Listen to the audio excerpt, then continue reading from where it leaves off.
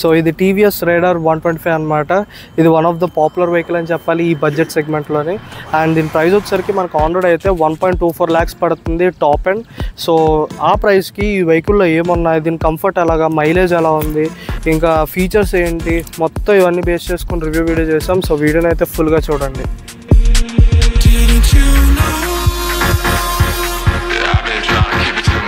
Design విషయంలో చూస్తే ఇది మనకి స్పోర్ట్స్ కమ్యూటర్ కాబట్టి వెహికల్ చూడడానికి అయితే చాలా అట్రాక్టివ్గా ఉంటుంది ఫస్ట్ ఆఫ్ ఆల్. అండ్ యూత్కి కూడా ఈజీగా సెట్ అవుతుంది వెహికల్ అయితే. ఇప్పుడు ఒక కొత్త స్పోర్ట్స్ వెహికల్ నడిపిన ఫీలింగ్ అయితే ఉంటుంది.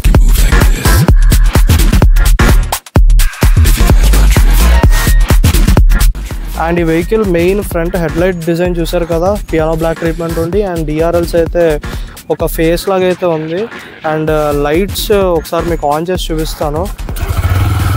సో లైట్స్ అయితే ఆన్ అయితే ఎలా ఉంటాయి, ఒక 2 కళ్ళు ఉన్నట్టు ఉన్నాయి వెహికల్కి. ఇది high beam and without high beam. And ఈ బండి సస్పెన్షన్ గురించి మాట్లాడితే ఫ్రంట్ వచ్చేసరికి మనకి టెలిస్కోపిక్ ఫోక్స్ ఇచ్చారు అండ్ రేర్ వచ్చేసరికి మోనోషాక్ ఇచ్చారనమాట. అండ్ సస్పెన్షన్ క్వాలిటీ కూడా బాగుంది. టెలిస్కోపిక్ ఫోక్స్ కొంచెం మనకి తక్కువ డయామీటర్తో ఇచ్చారు కాబట్టి ఫ్రంట్ అయితే కొంచెం తేడాగా ఉంటుంది డ్రైవ్ చేసినప్పుడు. ఇన్ ద సెన్స్ హై స్పీడ్లో అయితే మీరు నోటీస్ చేస్తారు, బట్ రేర్ సస్పెన్షన్ మాత్రం చాలా బెటర్ జాబ్ అయితే పర్ఫామ్ చేస్తుంది అనమాట. సో ఎక్కడ బంప్స్లోకి వెళ్ళినా లేదా స్పీడ్ బ్రేకర్స్ మీద వెళ్ళినా సరే రేర్ సస్పెన్షన్ అయితే చాలా స్ట్రాంగ్గా స్టేబుల్గా రైడింగ్ అయితే మెయింటైన్ చేస్తుంది. అండ్ ఈ బండి బ్రేకింగ్ గురించి మాట్లాడితే మనకి ఫ్రంట్ వచ్చేసరికి డిస్క్ బ్రేక్ వస్తుంది అండ్ రేర్ అయితే డ్రమ్ బ్రేక్ వస్తుంది. ఇది పర్టికులర్గా ఇలాంటి టాప్ అండ్ వేరియంట్ బండి అనమాట. బట్ బేస్లో అయితే 2 మనకి డ్రమ్ బ్రేక్స్ వస్తున్నాయి. అండ్ ఈ బండిలో ఏబిఎస్ లేదని మీరు భయపడవచ్చు, బట్ సిబిఎస్ అయితే ఉంది, కంబైన్డ్ బ్రేకింగ్ సిస్టమ్. అది ఎలా వర్క్ అవుతుంది అంటే 2 బ్రేక్స్ ఒకేసారి వర్క్ అవుతాయి అనమాట. లైక్ ఫ్రంట్ బ్రేక్ వేస్తే మనకి రేర్ బ్రేక్ కూడా ఆటోమేటిక్గా బ్రేకింగ్ అయితే స్టార్ట్ అవుతుంది, లేదా రేర్ బ్రేక్ వేస్తే ఫ్రంట్ బ్రేక్ కూడా లైట్గా బ్రేక్ అవ్వడం స్టార్ట్ అవుతుంది. సో అదే కంబైన్డ్ బ్రేకింగ్ సిస్టమ్.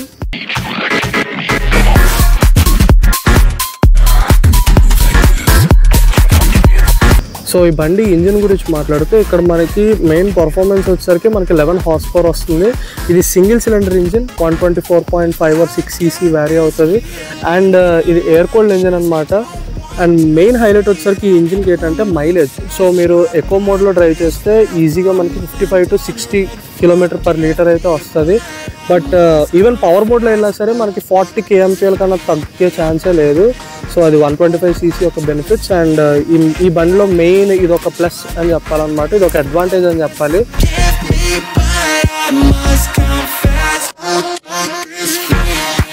ఈ వెహికల్ ఇన్స్ట్రుమెంట్ కాన్సోల్ అయితే మీకు చూపిస్తాను. సో వచ్చేయండి. సో ఆన్ చేస్తే ఇలాంటి యానిమేషన్ అయితే ఉంది.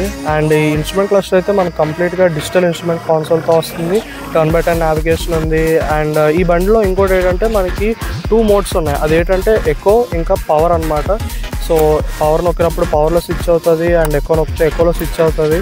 రెండింటికి మెయిన్ డిఫరెన్స్ వచ్చేసరికి మనకి స్పీడ్ లిమిట్ మారుతుంది అండ్ ఇన్ఫో బటన్ కూడా ఉంది. సో ఈ బటన్ ప్రెస్ చేసి మనం లోపల ఉన్న like tripping real time mileage ఇవన్నీ చెక్ చేసుకోవచ్చు.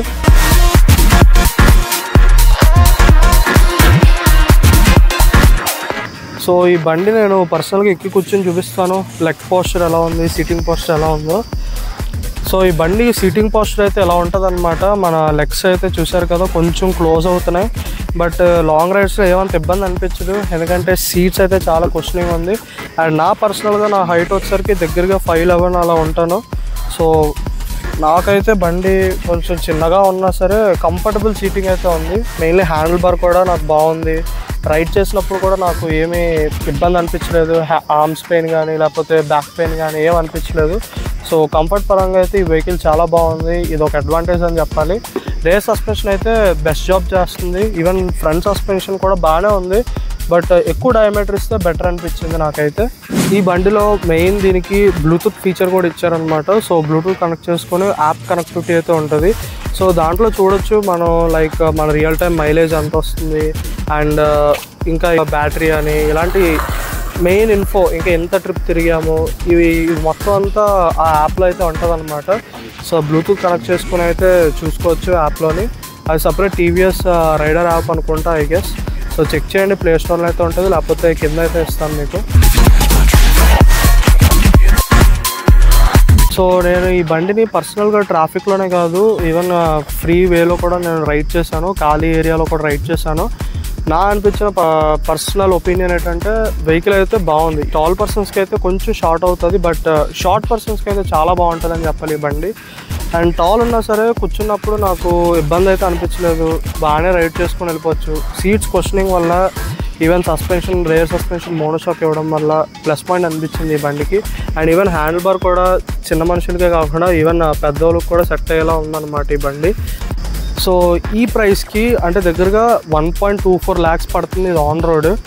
ఈ బండి కొనుక్కోవచ్చా లేదా అని మమ్మల్ని అడిగితే మేమైతే సజెస్ట్ చేస్తాం, ఎందుకంటే ఇది one of the best vehicle అని చెప్పాలి దీని 125cc సెగ్మెంట్లో.